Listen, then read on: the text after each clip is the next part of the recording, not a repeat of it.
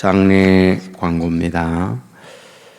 이송은 부평이지구 추수하는 목장의 이송은 집사님의 어머니 윤희남 집사님의 시모님이 되시는 송종숙 권사님께서 소천하셨습니다.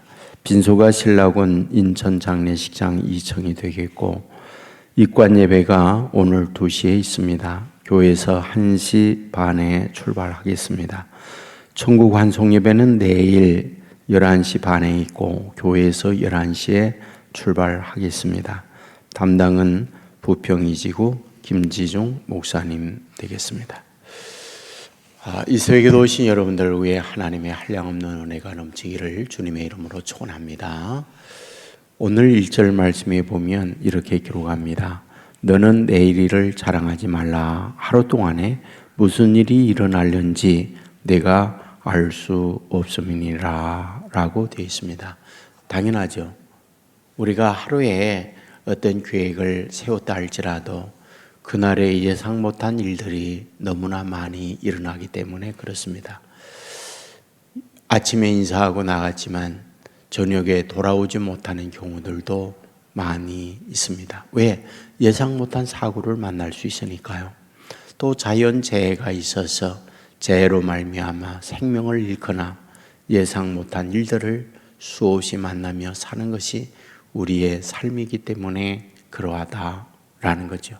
우리가 단순히 이 말씀을 보면 내일의 어떤 계획을 세우지 말고 오늘 방종하게 살아가라 이런 의미로 받아들일 수 있지만 그건 아니죠.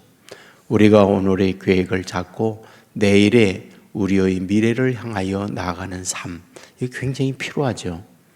오늘 저와 여러분이 있으면 어제의 결과이기 때문에 어제 내가 어떻게 살았느냐라는 것이 오늘 저와 여러분의 어떤 몸의 모습일 수 있고 우리의 어떤 현재의 상태일 수 있습니다. 내일은 어떻게 결정될까? 오늘 저와 여러분이 어떻게 사느냐에 따라서 내일은 결정이 됩니다. 그러므로 오늘 우리를 어떻게 살아가야 하느냐 굉장히 중요한 문제예요. 영어에 있어서 프리센트라는 단어가 있죠. 이 단어는 동일한 철자, 동일한 발음을 갖고 있지만은 오늘이라고 하는 단어와 또한 선물이라고 하는 의미를 같이 사용하고 있다는 것 잘 알고 있잖아요. 그러니까 오늘이라고 하는 것은 선물이다. 그런데 그 오늘을 어떻게 사용하느냐, 이것이 선물일 수 있고 동시에 저주일 수 있다. 이런 말이 드는 것이 아니겠습니까? 그렇습니다. 오늘 저와 여러분이 어떻게 살아가느냐 매우 중요한 우리에게 주어진 선물입니다. 자녀들이 오늘을 참 여러 가지 미래의 희망을 얻지 못하고 방종한다든지 게임에 빠진다든지 자기의 어떤 육체적 이끌림에 따라 살아간다면 내일이 불행해지죠. 그러나 오늘 자기가 힘들고 어렵지만은 투자하고 노력하고 그럴 때에 그 열매가 매우 크다고 하는 사실을 우리가 알잖아요. 성경을 가만히 보세요.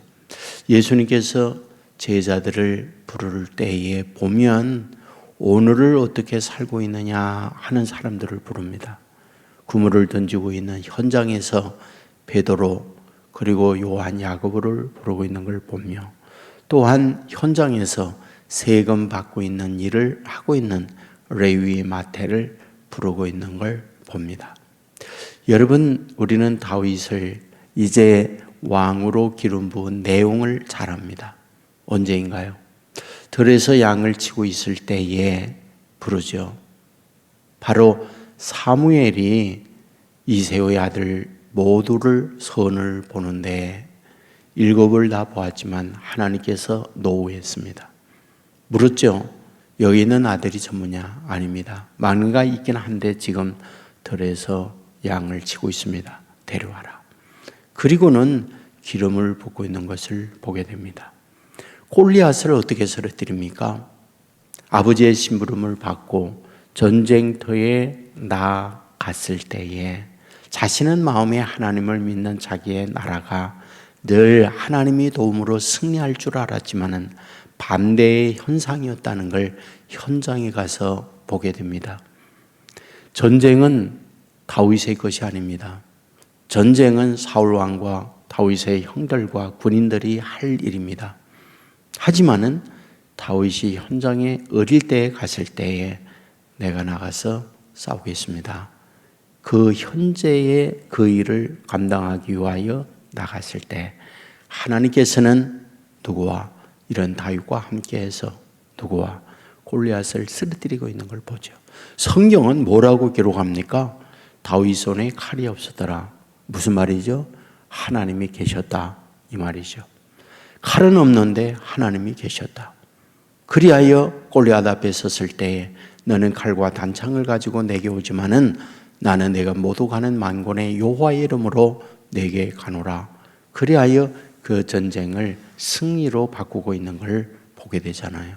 현재를 어떻게 사용하느냐, 이게 매우 우리에게 중요한 지혜자의 모습이다. 두 번째입니다. 2절에 보면 타인이 너를 칭찬하게 하고 내 입으로 하지 말며 외인이 너를 칭찬하게 하고 내 입술로는 하지 말라. 오늘 현재를 살고 있는 우리에게는 맞지 않는 말이에요. 왜? 현재는 PR의 시대이기 때문에. 여러분, PR이 뭐예요? 피할 것은 피하고 알 것은 알리는 것이 PR이다 이런 말을 하잖아요. 예, 자기를 알려야 돼요. 선전해야 돼요.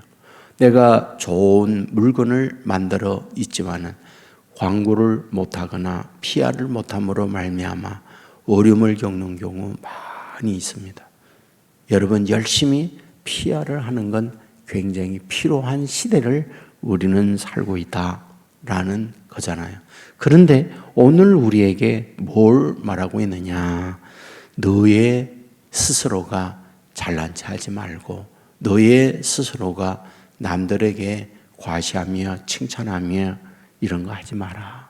남들이 하게 하라. 이런 말을 하고 있잖아요. 낭중지추라는 말이 있어요. 주머니 속에 송곳이라는 말이죠. 주머니 속에 송곳이 있으면 반드시 삐지고 나와요. 반드시 옷을 뚫고 나와요.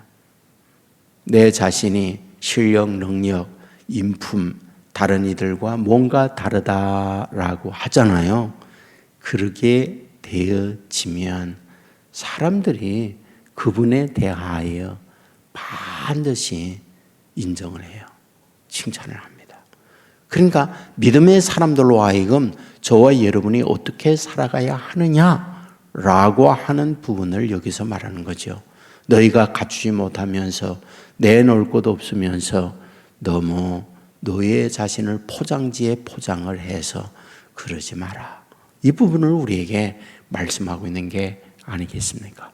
오늘 하나님의 자녀된 저와 여러분이 살아가면서 뭔가 갖추고 있으면요, 반드시 드러나게 돼 있습니다. 우리 교회에 옛날 전에 있을 때에 광주 동명교회의 최기채 목사님을 모시고 부흥회를 했던 적이 있어요. 근데 그 최기채 목사님께서 이제 저와 식사하고 그러면서 이런 말씀을 했던 게 지금도 기억납니다.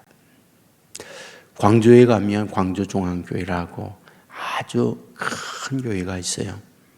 그러니까 지금은 과정에 이런저런 일들이 많이 있었지만은 그곳에 정규호 목사님이 계셨는데 그분이 아주 시골 좋은 동네에 목회를 하고 있답니다. 그런데 그 광주에, 그러니까 당시에 한강 이남의 가장 큰 교회로 광주중앙교회를 이야기할 때예요. 근데 그 교회의 목사님이 세상을 떠나고 후임을 모시게 됐어요. 그 누구를 모실까 하고 찾고 찾는데 하고 시골 촌동네에서 목회 조그마하게 하고 있는 정규호 목사님을 그 교회의 담임 목사님으로 모시게 됐다. 이제 그 얘기를 저에게 하면서 이런 얘기합니다. 왜 그분을 모시게 되었느냐? 그분이 시골 동네에서 말씀과 기도, 영적인 이런 부분에 탁월하다고 소문이 났기 때문에 그분을 모셨다. 아주 시골 조그만 교회에 있었지만은 자작에 소문난 거예요. 그러다 보니까 그 큰 교회의 후임 목사님으로 그분을 모시게 됐다라고 이야기를 해줬어요. 저는 그게 정답이라고 생각합니다. 우리가 어떤 영화 같은 걸 보면 소위 무림고수의 그런 영화 같은 거 보잖아요. 그러니까 소림사에 들어가서 이름도 없는데 오랫동안 무술 연마를 해서 남들이 따라올 수 없는 그 어떤 고수가 되는 거예요. 그러면 그 고수를 사람들은 다 알아봐요. 여러분, 저는 믿음의 사람들이 이러면 좋겠다는 생각을 갖고 있습니다. 오늘 우리가 살아가고 있는 데에 실력이 있어서 인류대학을 나오고 유학을 나오고 여러 박사학위를 다 받고 그리하여 남들이 감히 따라오지 못하는 어떤 능력이나 실력을 구비하는 것 굉장히 좋은 일이고 필요하잖아요. 그러나 그 일은 누구나 할 수 있는 건 아니잖아요. 하지만 우리가 말씀을 보고 우리의 인품, 우리의 어떤 주님 닮은 모습, 이건 우리가 할 수 있잖아요. 그러니까 하나님께서 우리에게 주시는 말씀을 우리 안에 담고 그 말씀이 저와 여러분의 마음, 저와 여러분의 언어, 저와 여러분의 어떤 행동을 만들어 간다면 우리가 이 시대를 살면서 저분은 우리와 다르구나. 분명히 표시나거든요. 정말 다릅니다. 우리가 직장에서 서로 지내면서 어떤 언어 선택이라든지 일을 처리하는 모습이라든지 어떤 행동을 하는 걸 보면 저분 다르다. 그걸 느끼잖아요. 그러면 그게 향기요, 그게 빛이요, 그게 소금이잖아요. 그러면 거기에 의해서 세상이 감동을 받는 거거든요. 어쩌면 오늘 우리의 현실은 그런 하나님의 사람을 찾고 있다. 그렇게 보거든요. 지금 여기 스스로 너희가 잘난 체 하지 말라. 남들이 너에 대하여 인정하도록 해주어라. 우리에게 이것을 말씀하고 있는 거잖아요.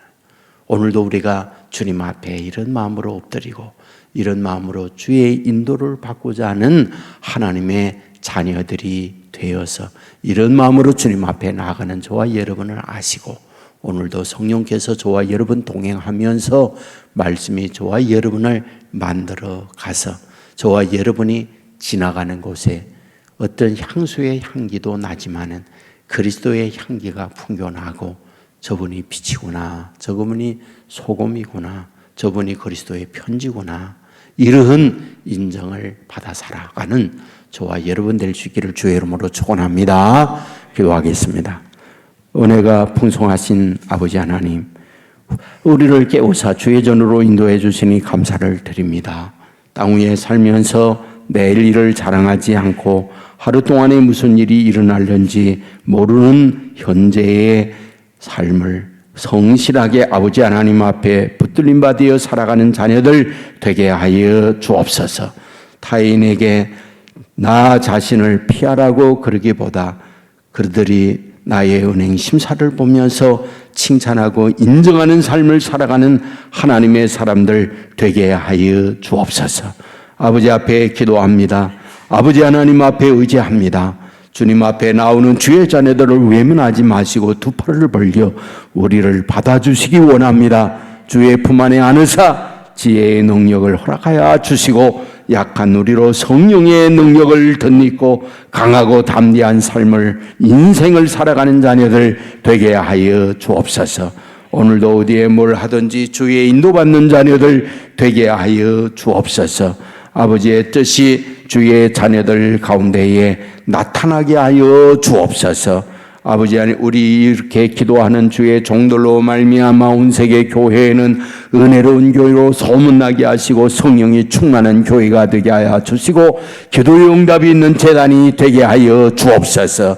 병상에 아파하는 이들이 있습니다. 나사렛 예수 이름으로 명하노니 모든 질병에서 떠나갈지어다.